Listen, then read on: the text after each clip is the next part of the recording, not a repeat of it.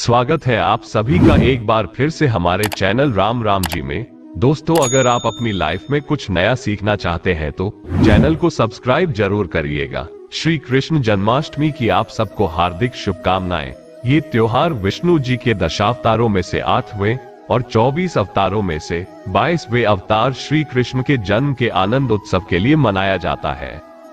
जन्माष्टमी का व्रत रखने से व्यक्ति को 20 करोड़ एकादशी जितना फल प्राप्त होता है।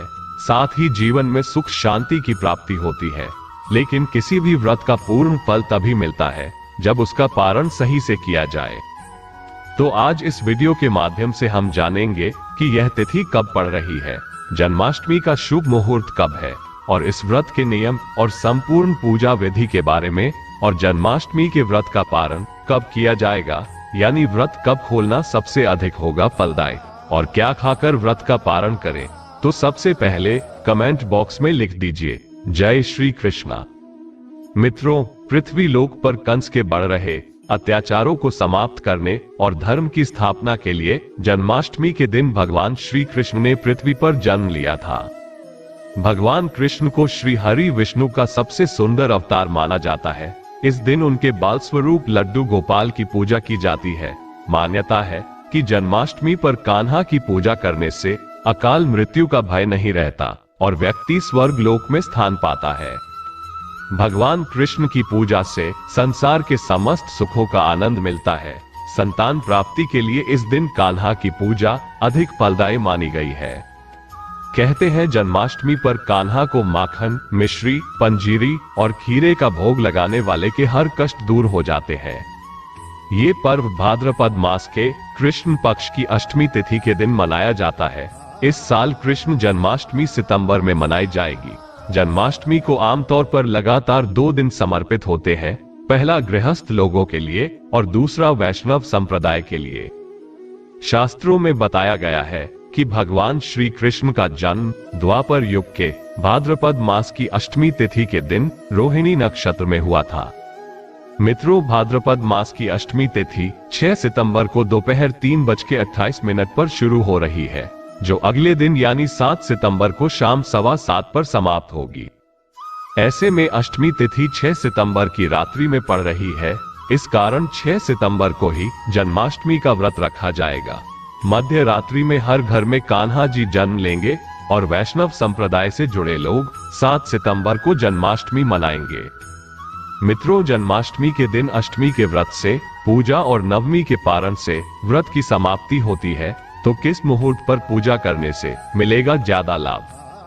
जन्माष्टमी पर कई लोग निराहार व्रत रखते हैं। जन्माष्टमी पर पूरे दिन उपवास रखें। सुबह के समय संकल्प के साथ ही अहोरात्र का व्रत प्रारंभ हो जाता है।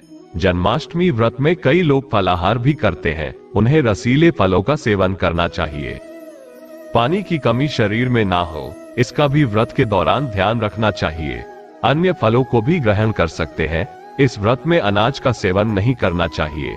इस दिन कुट्टू के आटे के पकोड़े, मावे की बर्फी और सिंघाड़े के आटे का हलवा बनाकर भी सेवन किया जा सकता है। जन्माष्टमी के दिन निशिता काल में भगवान कृष्ण की पूजा की जाती है। वैदिक समय गणना के अनुसार निशित काल मध्य रात्रि का समय होता है। इसी समय भक्त श्री लड्डू गोपाल की पूरे विधि विधान से पूजा अर्चना करते हैं। निश्चित पूजा का शुभ समय 6 सितंबर दिन बुधवार को रात्रि 11:57 से रात्रि 12:42 के बीच है। रोहिणी नक्षत्र की शुरुआत 6 सितंबर को सुबह 9:20 से होगी और 7 सितंबर को सुबह 10:25 पर समाप्त हो जाएगी। जन्माष्टमी व्रत का पारण 7 सितंबर को सुबह 6:02 या शाम 4:14 के बाद किया जा सकेगा, यानी देव पूजा, विसर्जन आदि के बाद अगले दिन सूर्योदय पर पारण किया जा सकता है। हालांकि कुछ जगह रात्रि में बाल गोपाल की पूजा करके व्रत का पारण कर लेते हैं। आप अपने क्षेत्र की परंपरा के अनुसार व्रत का पारण कर सकते हैं। शास्त्रों में बताया गया है कि कृष्ण जन्माष्टमी के दिन भगवान श्री कृष्ण की विधिवत पूजा करने से और व्रत का पालन करने से साधक को सुख समृद्धि की प्राप्ति होती है। इस मध्य रात्रि में भगवान कृष्ण का भजन कीर्तन करने से जीवन में आ रहे सभी संकट दूर हो जाते हैं। इस विशेष दिन पर मंदिरों को सुंदर ढंग से सजाया जाता है। कई जगहों पर दूसरे दिन दही हांडी का भी आयोजन किया जाता है। दोस्तों आइए अब जान लेते हैं कृष्ण जन्माष्टमी की पूजा विधि। कृष्ण जन्माष्टमी का व्रत करने वाले भक्तों को व्रत से एक दिन पूर्व अर्थात सप्तमी तिथि पर हल्का और सात्विक भोजन करना चाहिए। सप्तमी तिथि के दिन से ही तामसिक भोजन जैसे लहसुन, प्याज, बैंगन, मूली आदि का त्याग कर देना चाहिए। रात्रि को ब्रह्मचर्य का पालन करें, साथ ही मन और इंद्रियों को नियंत्रण में रखें। जन्माष्टमी व्रत वाले दिन स्नान आदि कार्यों से निवृत्त होकर घर के मंदिर के सामने पूर्व या उत्तर दिशा की तरफ मुख करके बैठे, फिर सभी देवताओं को नमस्कार करें। अब हाथ में जल, फल और फूल लेकर संकल्प करें। फिर रात 12 बजे से पहले काले तिल के जल से स्नान या अपने ऊपर छिड़काव करके पूजन स्थान पर बैठ जाएं और तैयारियां पूरी करें। देवकी जी के लिए प्रसूति गृह का निर्माण करें। अब इस सूतिका गृह में सुंदर और कोमल बिछौना बिछाएं तथा उस पर शुभ कलश की स्थापना करें। इसके पश्चात भगवान श्री कृष्ण को स्तनपान कराती माँ देवकी की प्रतिमा या सुंदर चित्र को स्थापित करें। भगवान श्री कृष्ण को दूध और गंगा जल से स्नान कराएं और नए वस्त्र पहनाएं। इस पूजा में देवकी, वासुदेव, बलदेव, नंद, यशोदा और लक्ष्मी जी आदि का स्मरण करते हुए विधिवत पूजन करें। इसके बाद उन्हें मोर पंख, बांसुरी, मुकुट, चंदन, वैजंती माला, तुलसी दल आदि से सजाएं। लड्डू गोपाल को फल, फूल, मखाने, मक्खन, मिश्री का भोग, मिठाई, मेवे आदि अर्पित करें। भगवान श्री कृष्ण के समक्ष धूप दीप जलाएं और उनकी आरती उतारे। इसके बाद प्रसाद बांटे। कुछ जगह जन्माष्टमी का व्रत सदैव रात्रि के 12 बजे के बाद तोड़ा जाता है। आप अपने क्षेत्र की परंपरा के अनुसार व्रत का पारण कर सकते हैं।